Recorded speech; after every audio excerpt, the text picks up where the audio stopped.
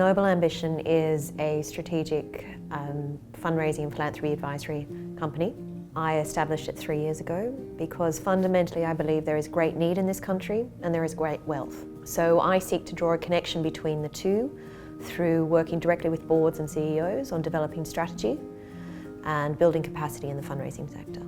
The white paper I'm working on right now is looking at the role of boards and fundraising in Australia. This is a critical piece of research because we know from fundraisers one of their greatest challenges is lack of board engagement. We know from not-for-profit CEOs that one of their greatest challenges is engaging their board and building their board's capacity in fundraising. So the question we have is, what role should boards play in fundraising going forward in Australia? Are they doing all they can? What does best practice look like?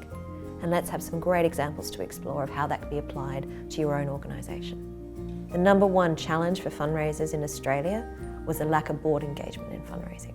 So the role of the board is critical in building fundraising capability with the organisation as a whole and galvanising your donor community.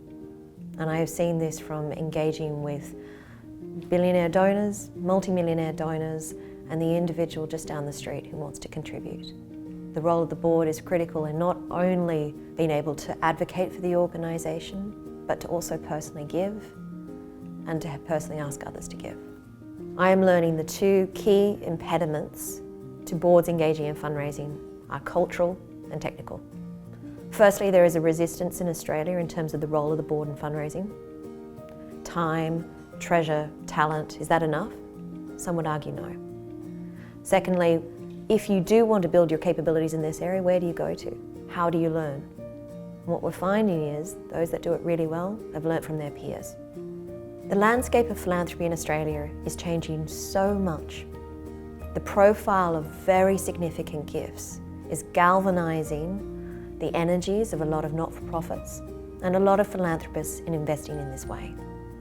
The question is, though, how equipped is your organisation to tap into that mega gift trend?